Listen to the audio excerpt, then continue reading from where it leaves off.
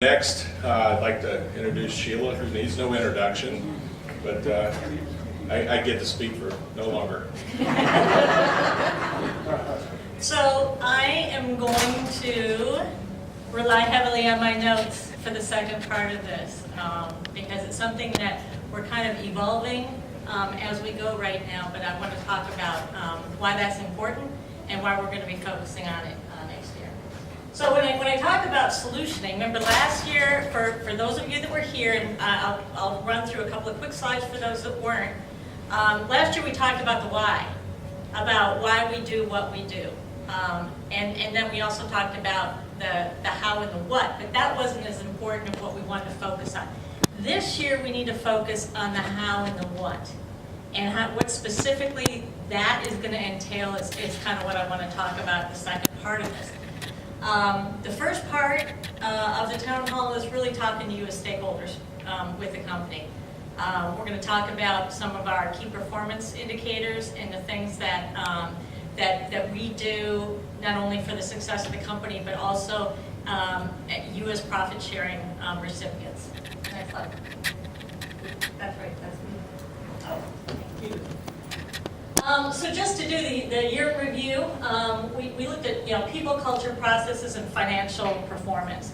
And so some of the things that we have focused on last year were our communications workshops, talking about how to deal with difficult people, which was kind of a recurring theme.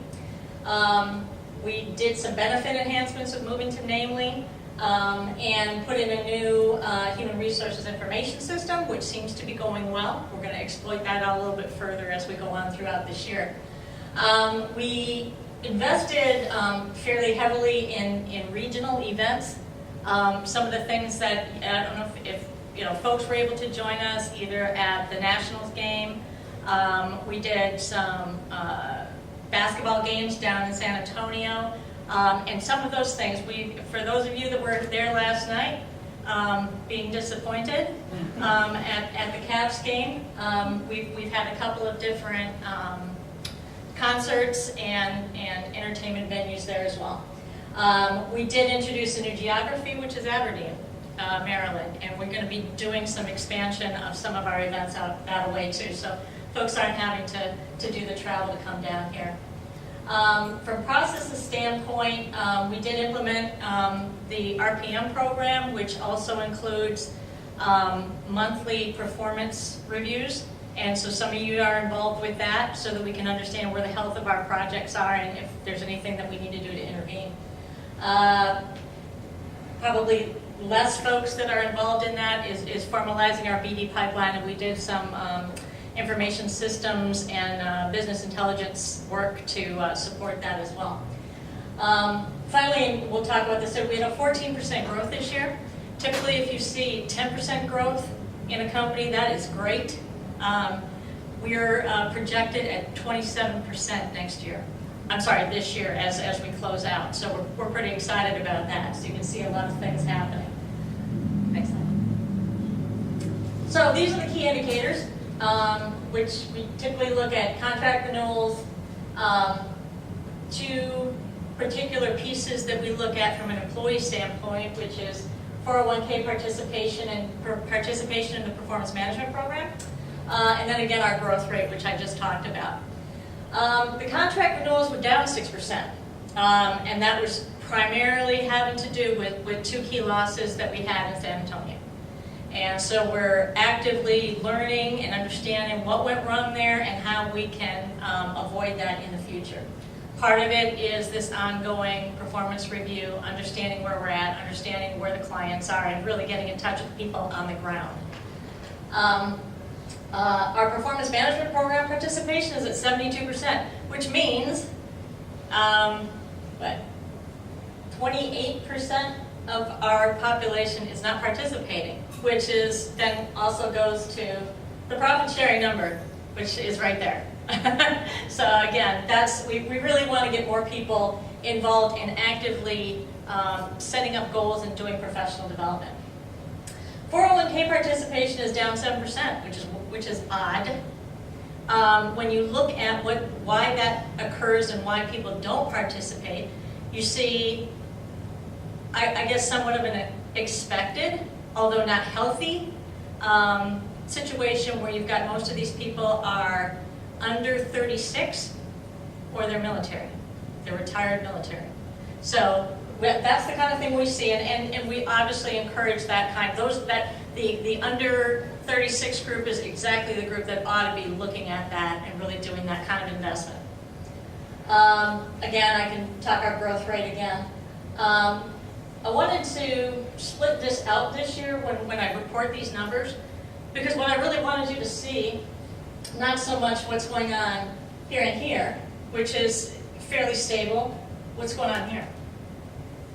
That's almost $100,000 that we paid out to folks this year for business development type work. So this is participating, doing capture, having a great idea, and that's what we're going to talk about in a little bit. Next slide. So again, if you weren't here last year, we presented this TED Talk by Simon Sinek called Start with the Why or the Why. And our why, when we kind of played through all that, next slide, was that we believe that great things happen when meaningful and challenging work is undertaken by trusted, like-minded people who are working towards a common goal. So that was our why. Next slide. And then we had a what and a how, but those were the things that the company was about. So this is basically, it's kind of our elevator speech, if you will. But what I want to do this year is really operationalize the how and the why. So when you operationalize the how and why, it's how do we communicate out when we're bidding on work, when we're doing white papers, that we're doing case studies that say this is how we do things. How do you do that? And the reason why we really wanted to focus on that was there was a lot of people as we went through the performance management piece, as we talked through some other people who are program managers saying, you know, I really want to help with that, but I don't know how to do it. I don't know how to start. I don't know, you know, how do you do that? That's what we really want to focus this year.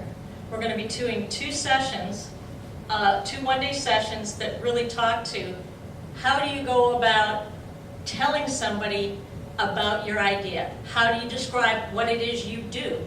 How do you tell somebody what it is you know?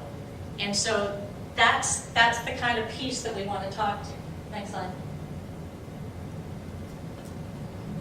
So again, the what and the how, that's the focus this year. We're still going to talk people, culture, process, and financial, but these are the kind of things that we're going to be pushing towards.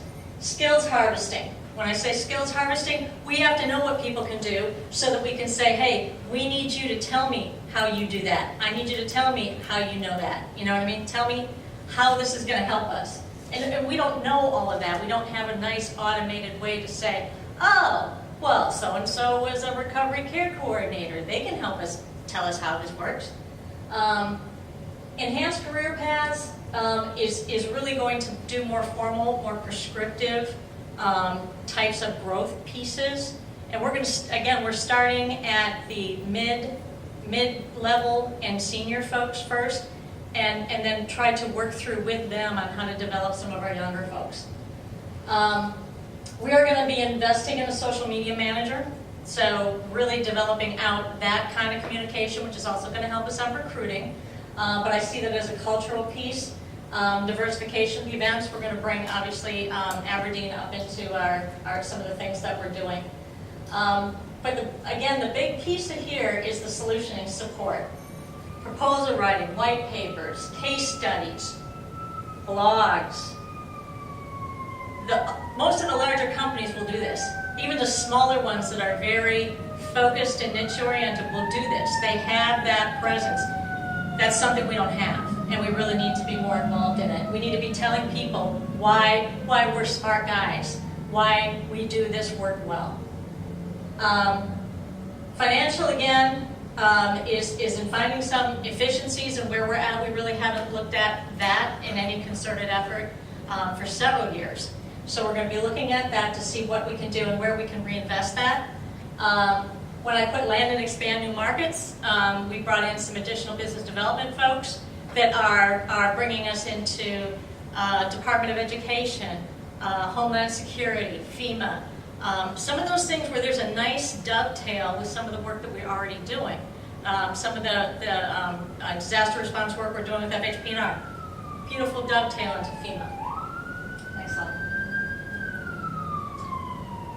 So this is where is part of the messaging that's going to be talked to with regard to being able to describe how do you write something, how do you do proposal development, how do you tell somebody what it is you do. Most people, when you ask them what they do, it's you're on a blind date. You're talking to a relative that you don't see very often. What is it you do? And the description goes, well, it's kind of hard to describe. I work with government clients supporting military health kind of thing, and you ever seen that House of Cards? Yeah, it's kind of like that, but not really like that, but kind of like that. Yeah, that's it. So that's the kind of thing. When the process by which you devise to say, no, this is what I do, without telling everybody in the weeds, I go to work and then I do this for a while and then I check my email. That's not kind of it. So it's more of a structured approach. So there are 6 ways you can describe what and how you do things. And this is what our courseware is going to address. Next slide. So the first part of it is to simplify. And Albert Einstein said that if you can't tell a 6-year-old how to do something, you haven't thought about it enough. So that's really part of what goes on with Simplify. And so it's getting very specific. Our solution is to blend, analyze, and share data so that you can make better decisions. And then you tell them how you're going to do it. So that's again, there's no art. There's an art to putting not enough detail and too much detail. And where we typically have that push and pull is more on the technical aspects, where we want to try to go too far into the weeds. So that, again, is a discussion about when is there too much and when is there not enough. Being aware of jargon and acronyms, and that is just an absolute classic. We are absolutely able to do that in a technical proposal because that client knows exactly what that is. But, I wouldn't be standing here in front of a VA group of people and start talking about DoD jargon.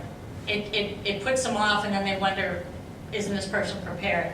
And that's really focusing too on white papers. When we're doing white papers or case studies, those could go anywhere, and so we have to really avoid or do more generalized types of wording when we do that.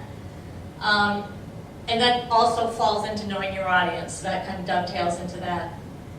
Using analogies or pictures is something also that helps us guide us through that whole process of explaining.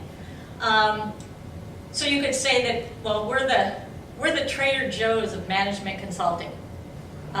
We have a large variety of stuff. We're pretty fun, and we're cost effective. So we're not Whole Foods, but we're not Safeway either. So it's those kinds of analogies that help people understand, and they can relate to that and understand kind of where that positions. Leading with benefits, this is what we're going to do, and this is why this is good. As opposed to removing pain, which is, we know you have this problem, and this is how we're going to address that problem. So there's, again, a bunch of different strategies for how this is done, and the course curriculum is going to talk to that. Our one-day workshop will be hands-on and use some of these techniques to expand our pool of writers and give folks access and a role to contributing into the BD process. And that's where that money is. That doesn't mean that everybody that writes a paragraph in a proposal is going to get part of that, but that's your entry point into the process. That's how people evolve into that whole process of capture. And makes them eligible for those kinds of returns. Next slide. So the what and the how is how we make money. And what we talked about last year, why is why people spend their money on us. So we have to be able to tell them about it, we have to be able to communicate that. We need more people able to do this. That's what's driving the house. We have about 6 people in the company that recurringly are doing this over and over and over again. And I know several of you have been tasked out, hey, can you write just this one little piece here, there? But for people to be more active into this process, we have to be able to expand that group out, because it's constrained right now. For any given day, we have 2 major proposals in process. Not to mention ideas that are simmering up from basically the field level that says, hey, I've got a great idea, and I want to be able to sell that, to tell people about it. And so those are the white papers that come up. Those are the case studies that come up. And so we have to be able to get more of that happening. And again, finally, it's imperative for arguing anything you want, from a raise to getting your kid to bed. So I think that this is the kind of thing that, again, like the communicating with difficult people, is something that's going to be of value to everybody. And we're going to get some word out with, how do you sign up and for each one of those sessions. Next slide. So, relied on my notes. Questions?